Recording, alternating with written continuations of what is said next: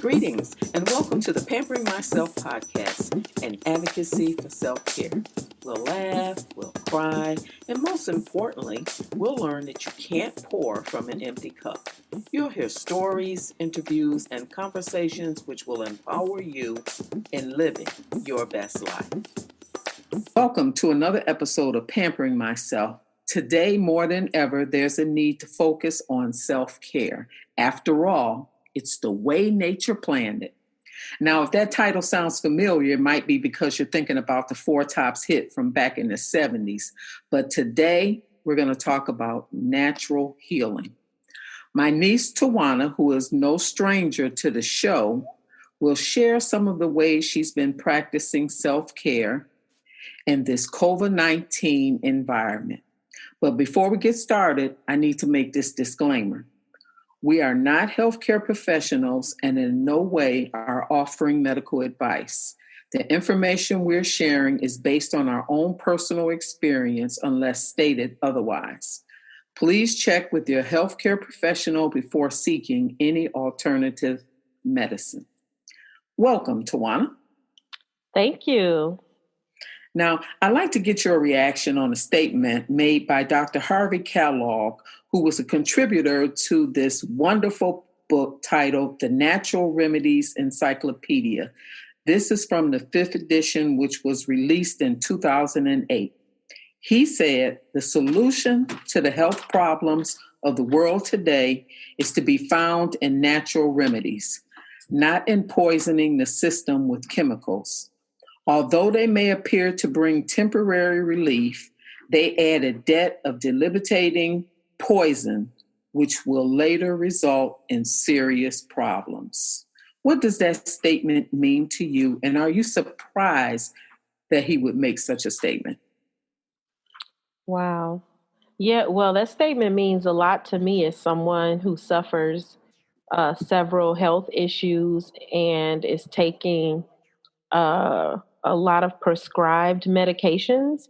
And with every medication, I feel as though my body is now being fed another issue. And so then I'm responding to that issue with another medication.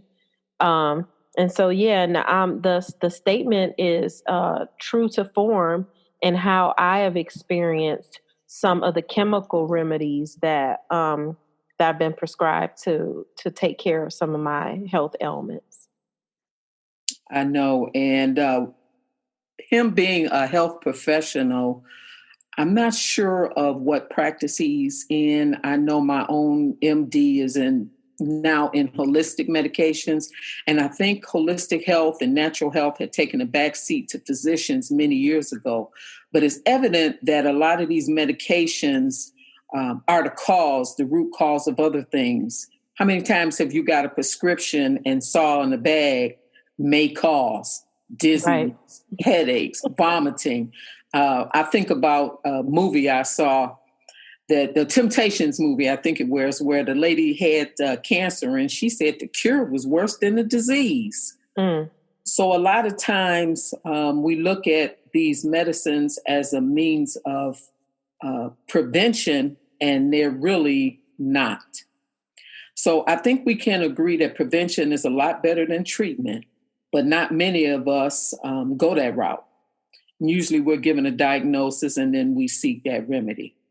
With that said, has there been a time you've had some aches or some pains or diagnosis where you turn to a natural remedy versus prescription medicine? Absolutely. Actually, recently, when I was having a pain in my lower back, I reached for my peppermint oil. It's just pure peppermint oil. And I rubbed it onto my skin, and within an hour, the pain was gone.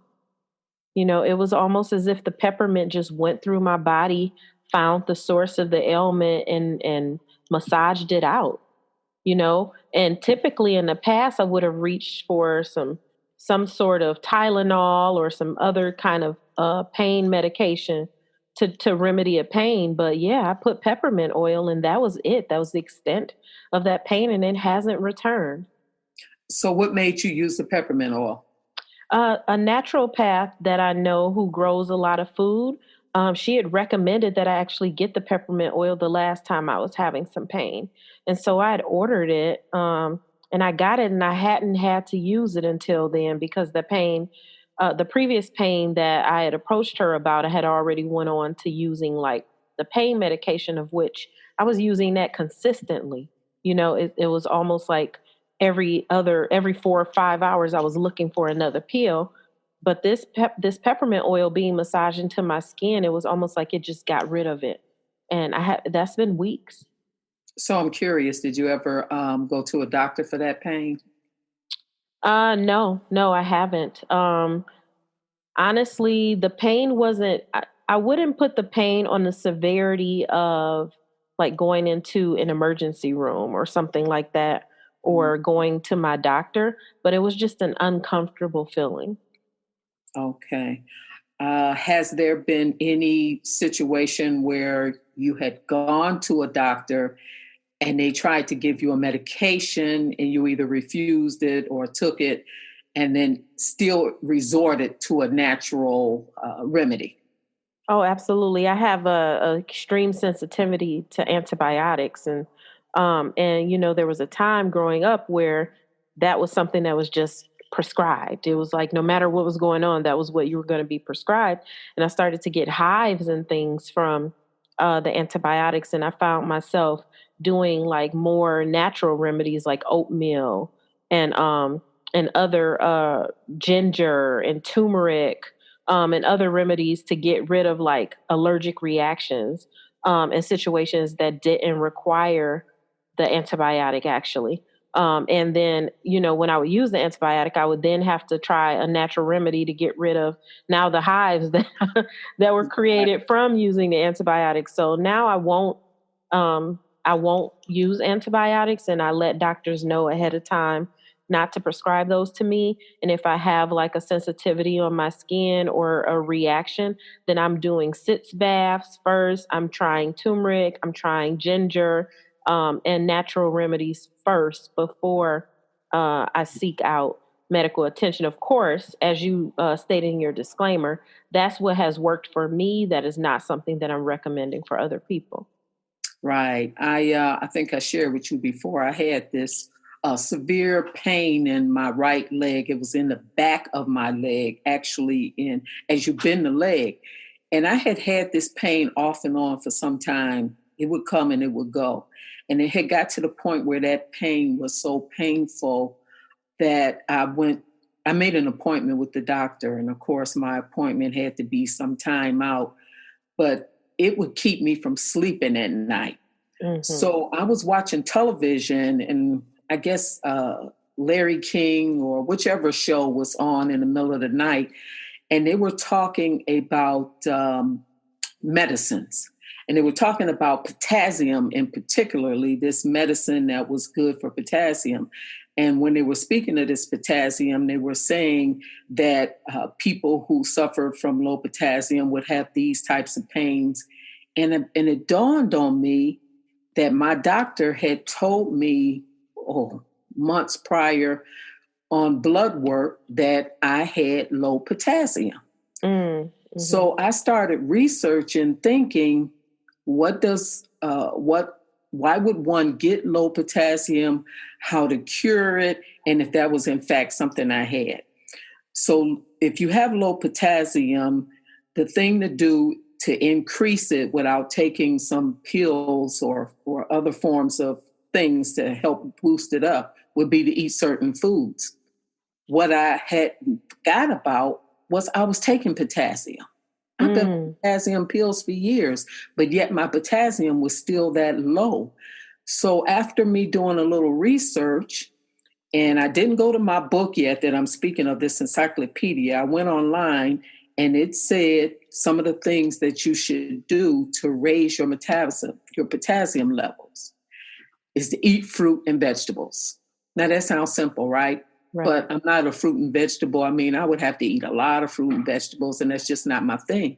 But I was in the smoothies 3 days after drinking one smoothie a day, which consisted of probably 2 cups of green leafy vegetables, spinach, kale, whichever, bananas, and blueberries and mixed fruit. And then I would also eat a sweet potato that was high in potassium. That pain went away. Mm, It was like it was a miracle.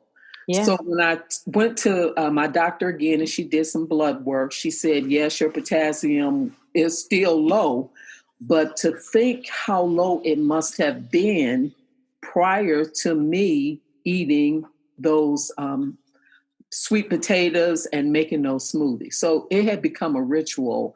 And she said that if I didn't get my potassium up, I would have to increase the pills I'm on, which I'm still taking, but there would be other things.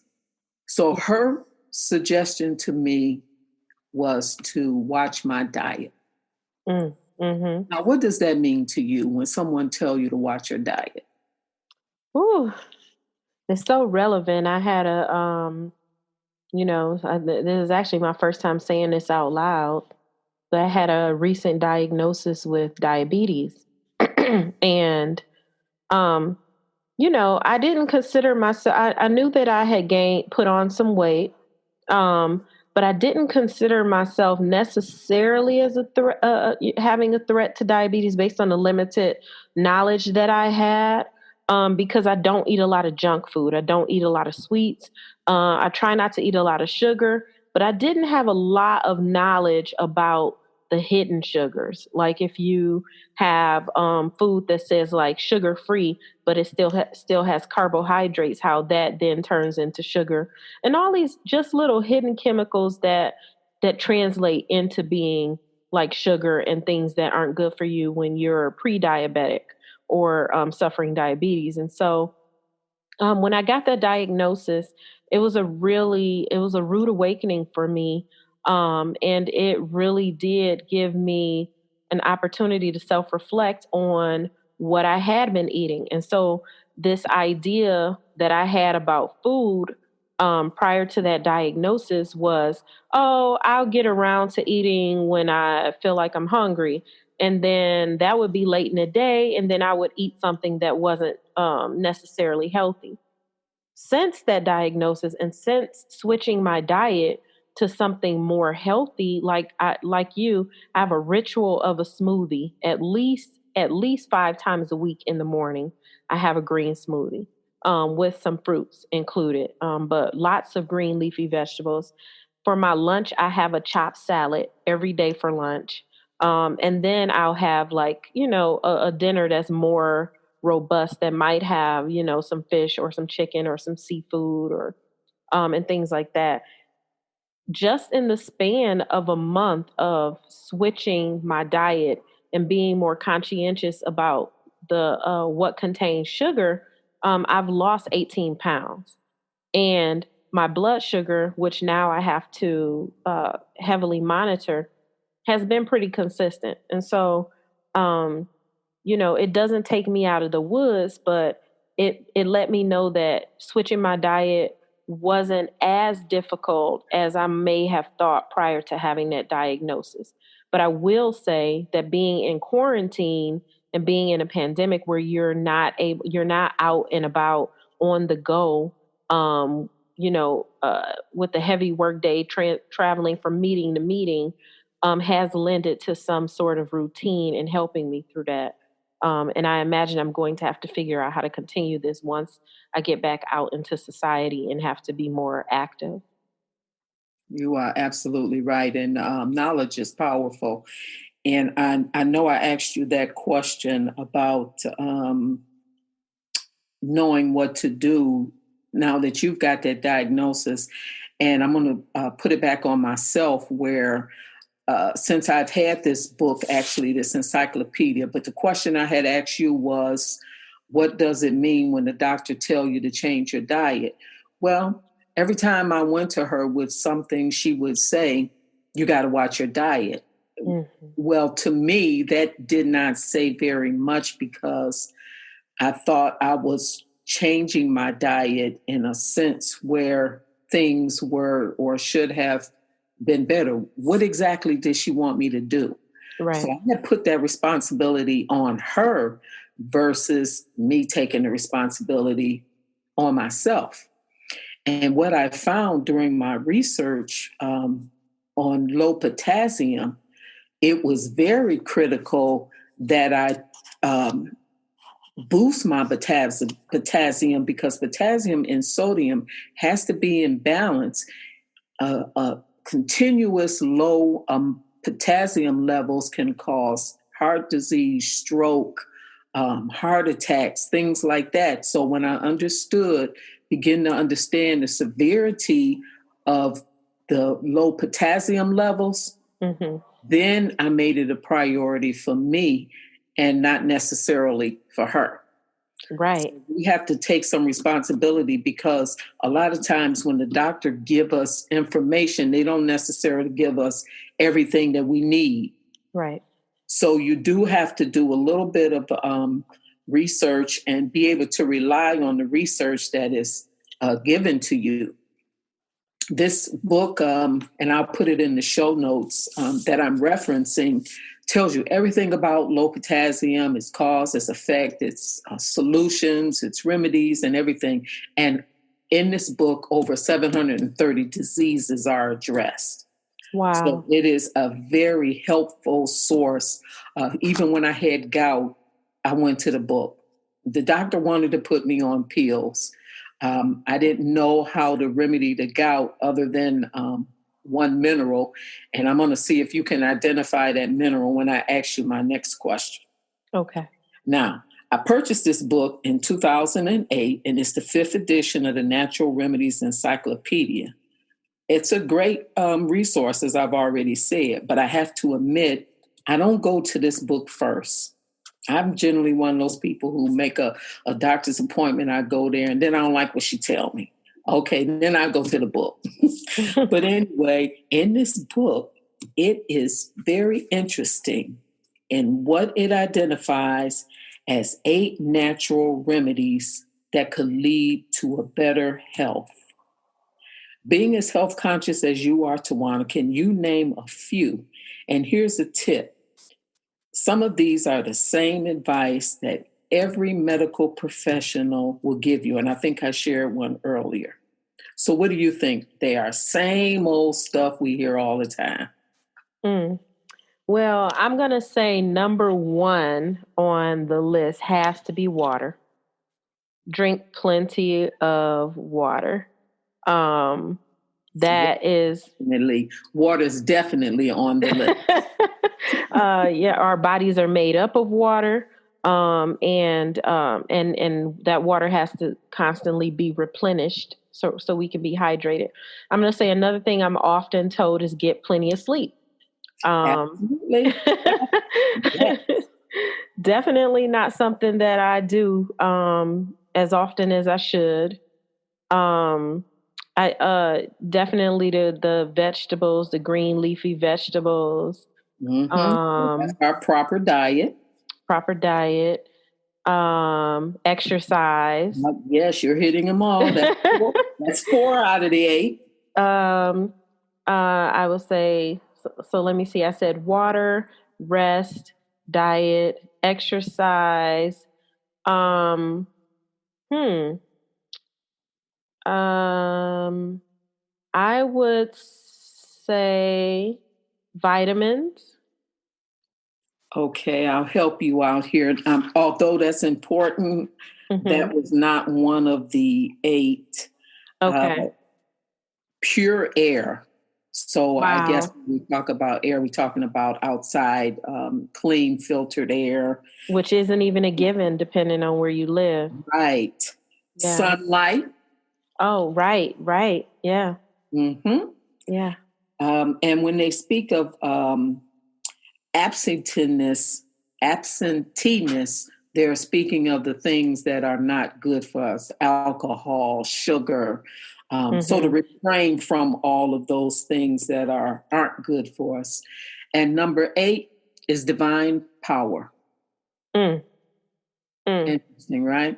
Yeah. So assuming your power, not your So non-power. all of these things according to this book, and when you think about it, it can help you to alleviate some of these diseases and things that we do just by, as my doctor said, watching what you eat, exercise, and getting plenty of activities and things. So there's another statement in this book I like to share. It says, health is not the results of chance, but of obedience. Wow. Athletes understand this principle better than most because they have rigorous training and strict discipline. In other words, they prepare their bodies, and you would imagine they have to because of all the physical and mental stress they put themselves through. So, what are some of the ways you've been practicing good health during this COVID-19? Some of these things that may have mentioned, the 8 things. What are some of the ways you're getting in some of these remedies?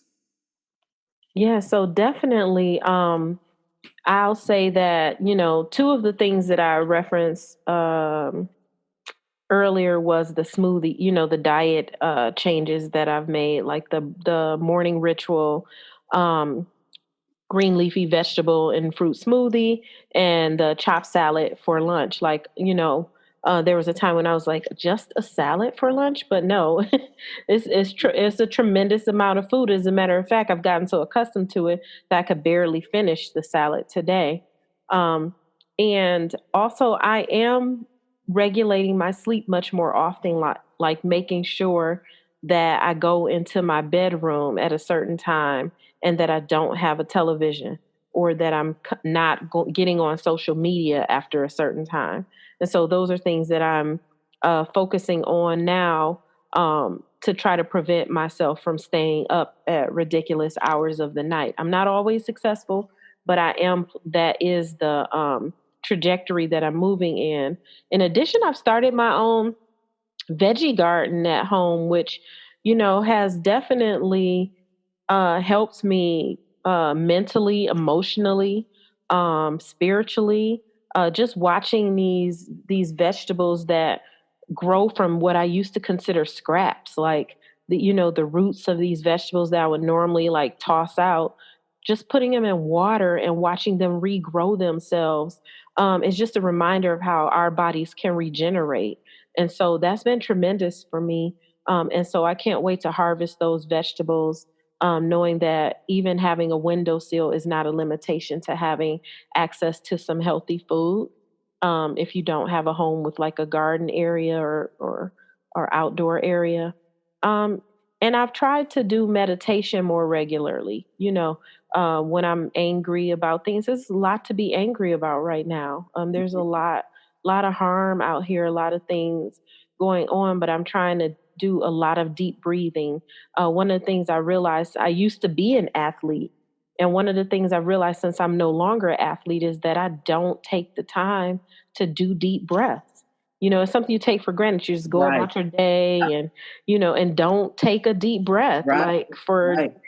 So that's been something that I've seen that's had a tremendous impact on my health as well.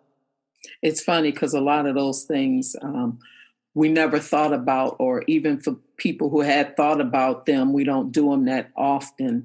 I talked about previously how I set up a serenity room, and the first, I want to say, 2 weeks we were off, it didn't even dawn on me to go in that room, and that was the whole purpose of it. I mean, I have a massage chair in there, a fountain, a fireplace, exercise equipment, a TV. And until I was folding up some clothes one day watching the 12 o'clock news, which was overwhelming, listened to more tragedy.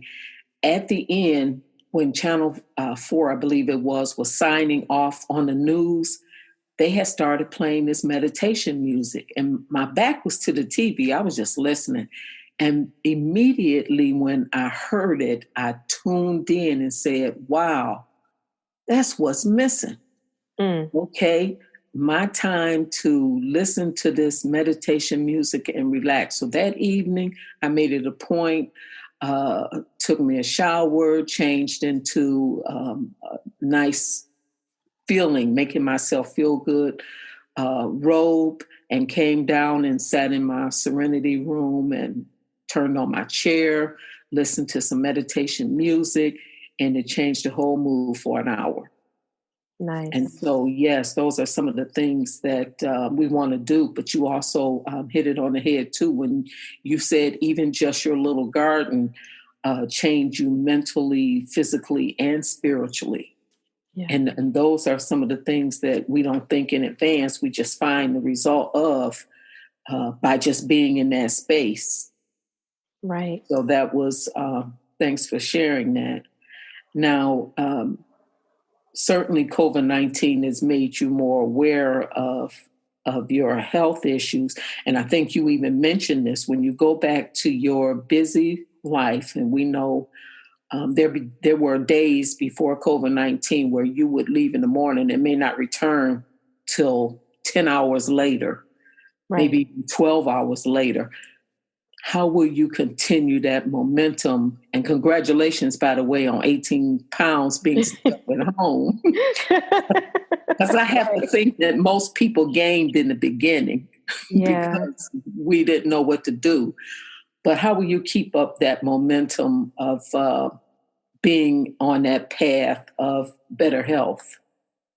One of the things that I've done is I bought a portable smoothie maker that can make the smoothie into a cup, right? So I'm already setting in my mind that the first thing in the morning before I leave, no matter what, I'm going to have that smoothie, even if I have to take it with me.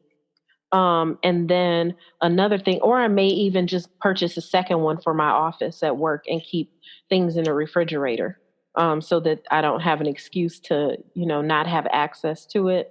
And then I also bought these the meal containers. So I'm already setting in my mind psychologically that I'm going to be prepping meals.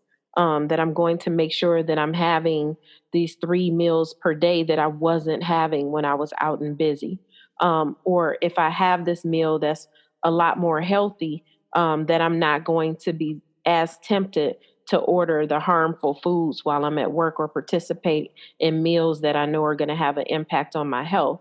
And so it's not to say that I'm not going to enjoy sometimes having those things, but they were the norm, not the exception, in my prior life. And I always had an excuse as to why I couldn't stop and have something more healthy, or healthy was so expensive. And that's not to negate the fact that there are folks that don't have access to certain things, and that, that some foods are not easy to come by in particular neighborhoods. But since I do have the access, I need to exercise more restraint, and more modeling of like healthy modes of functioning, um, you know, in my work behavior. And so, yeah, so the smoothies, the prepackaging of the meals, I might even start a little vegetable garden on my desk. Why not? I know how to regrow the plants from water now. So if I eat some green onion or I eat some baby bok choy at lunch, then I may just stick the root in some water and let it regrow itself, and just try to change the environment around me so that there's a constant motivation to be behaving in that way. Right. It's funny. I think about people who have animals. Like on occasion, I'll catch these show dogs on television, or these horses, and these animal owners, they make sure that their pets are given the right amount of nutrients and vitamins and things of that nature, because they understand the importance of a well balanced diet for the animal's hair, their skin, their teeth, their bone structure, everything. And they pour a lot of time and energy into it. But we don't take these things seriously, and give ourselves the same regimen when it comes to our own health or the welfare of our kids, particularly in the Black community. And I realize there are many disparities that as to why. If you could offer a solution to encourage people to seek a healthier lifestyle, what would it be for someone in poverty, or who, like you said, don't really have access to a lot of the things that you may have?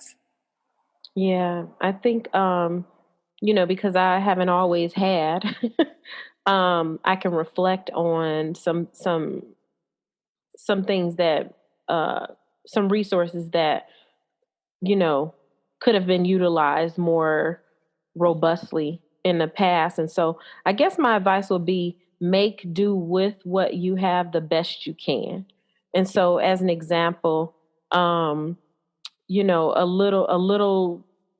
a few drops of water can regrow a vegetable, you know just those types of things, like reevaluating the things that we waste. And actually this is for anybody who who's tending to discard a lot of things that could be rejuvenated, that could regrow, that could replenish the earth, that could replenish your body. And so I just think it starts with the mental. Um, and so if you just, there's kind of like a transforming your mind into thinking less about waste and more about transformation, and like how we can take all the things that we have access to and make them more useful. And so, yeah, I think that, of course, it's more difficult in particular areas, even to have access to like clean water. But the things that we do have access to, we have to transform our relationships with them. Absolutely. And hopefully, this COVID-19, um, we come out of it better than we went in. It has certainly been a time for people to reflect on a lot of different things. Hopefully, they have utilized that time wisely. If not, there's still time, because apparently we're going to be in this situation for a long time, and things are going to change. They're not going to be the same when we come out, as far as the different restaurants or schools or everything. Everything is going to be different, and it's given us an opportunity now to learn how to do some things differently. If you don't know how to cook, and if you're going to learn how to cook healthy, um, Right. and just do something that for longevity and well-being. I'd rather live 50 years healthy than 100 years sick. Absolutely. So it doesn't matter. So there's one other thing I like to share from this book. It's something that the National Institute of Health made a statement in their 1994 report. They said for healthcare reform to succeed at reducing costs, disease prevention must be the ultimate focus of the primary healthcare system, Mm. other than disease treatment. I had a chiropractor. I go to a chiropractor and have for the last probably 2 years. And a lot of diseases are because our spine is out of order. And once our spine and everything is manipulated back in order, a lot of those things can't transfer up and down our spinal system, which houses all the nerves in our body. So it was a good education. I was taught by the chiropractor. But one thing she said for sure, and she has a barrel in her office, and in that barrel, it's clear. And it's all of the medications that people have gotten off of Mm. because, number one, they see a chiropractor, and number two, through the information they've gotten from her.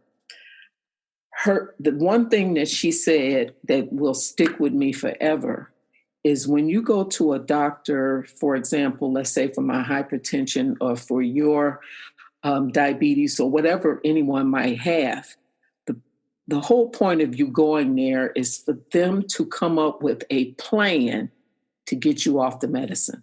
Mm. I've been on blood pressure medicine for 30 years. I have never had a doctor tell me we're going to come up with a plan to get you off, Right. because all they have ever said was, you need to watch your diet. Well, to get me off would mean exercise, proper eating, a series of things. The second thing that I learned from the chiropractor are tools or utensils that we use that have all these chemicals in them, the skillets, the aerosol spray, the chemicals in our soaps, our deodorant, all of those things are um, putting poison in the body. So accumulation of what, not only what we eat, but what we put in our body, what we put in our hair. I know you're against hair perms. Um, the lotions that we use, all of those things have chemicals in it that we just put in our body. And so that's why we're a society of people with a whole bunch of medical illness. So I guess I would just say one step at a time, making that transfer from things that we know that aren't good for us over to things that are. Because for everything there isn't, there's an alternative. Someone's already Right. done the research and they know that this is healthier than that. Hmm. But it's a, and as you stated, you've never been to a doctor that said our plan is to get you off of this or to move you off this medication. We have to really be cognizant of the impact that industry and certain corporations have on whether it's intentional, whether doctors intentionally do it or not. There's a certain beholden ness um to industry that most folks don't think about. And so um salaries are paid in a particular way. Oh, yeah. Um and then and narratively, like, yeah, it's easy for me to say don't put a perm in your hair or don't do this or don't buy this Lysol spray when every commercial is telling you that's how it's going to clear the pandemic, and disinfect the house. Or it's easy to say don't eat these things when the only store in your neighborhood that sells food is the liquor store. And so there's layers to it, as you said. And I go back to that doctor that talked about like preventative things and like and trying to prevent the issues from happening before you go in with the remedy. And so there are a lot of disparities that you talked about earlier that will have to be addressed in communities, that'll have to be addressed in commercials. One thing that I read many years ago was that if you pay attention to the commercials that are on, it's very rare that you see a bunch of promotions about healthy food. And so, you Right, know, I even during this pandemic, like I told you I bought my first television in 11 years during this quarantine because I needed like something to take my mind off of being in the home right, for a couple of months. And I'd be sitting here with a salad and there would be a pizza commercial on every few minutes. And so I had to tell myself, no, Tawana, you have to, if you want a pizza, you need to get you some like low sugar dough, get you some turkey pepperoni and some like not so sugary sauce and make your own. But that's been difficult because I come from a just a few months ago, I would have gotten a seafood deep dish pizza and ordered it and ate the whole thing. And so, right, so it's a discipline. It's baby steps. It's like talking yourself into the alternative version of the thing you want that you know isn't good for you. right. Um, and that's challenging. And even doctors have been kind of indoctrinated into a system that says prescribe antibiotics Yes, immediately.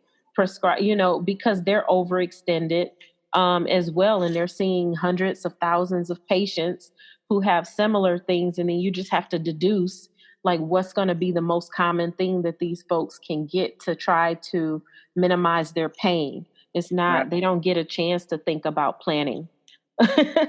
they, you know, um, right. You yeah. talk about the food. I remember when what was that, Popeye's chicken?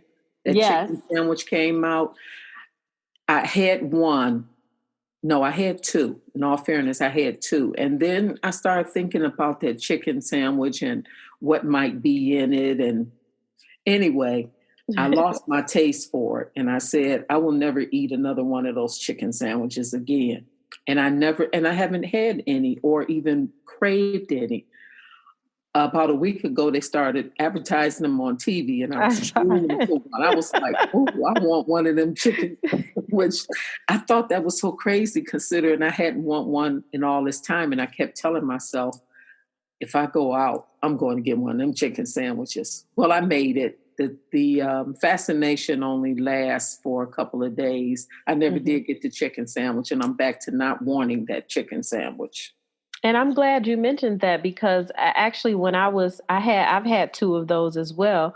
And as I've been trying to change like my diet and I know that there are things that I'm going to want to occasionally have, right? I started to look up recipes on how to make that chicken sandwich. And so I was looking at like thin cut chicken breasts and marinated in like a buttermilk and just like these different ways to make it at home where you actually do know what Right. the ingredients are, but you can have that same, that same taste, and you can get that craving addressed in a healthier way, Right. and so yeah, so like you said, baby steps. Like it's still that fried chicken sandwich is still not going to be healthy for you, but it's definitely going to be healthier Right. if you make it than it would be if you bought it. Absolutely. So that's been very interesting conversation. This COVID-19 certainly has taught us one thing, that we need to be more conscious of self care. It was just as important before, and it will be just as important, if not more so, afterwards, because there's been a lot of mental and physical challenges that people are experiencing now, especially being confined into the homes with probably not in favorable situations, with domestic abuse and sexual abuse being reported now. We probably won't understand or know the effects of all of that until this is over. Um, so I thank you for participating in this call. If you have any words of wisdom you'd like to leave with us, or anything you'd like to share for our audience. Yeah, I just say, everybody hang in there and um, you know, this is a difficult time, but this crisis does offer us an opportunity to come together and to lean on one another and turn towards one another. And so when we survive this, we have to understand that that's a miracle. And a miracle was birth. Our miracle will be surviving this. And so it's really up to us what we do with that miracle when this is all said and done. Yeah, I agree with you. It is an important time. It's historic, and for those who are struggling with anything, we certainly our prayers are certainly with you, and hope that you find some solace somewhere in all of this, some purpose. And with that, Absolutely. we'll end. Thank you. Thank you.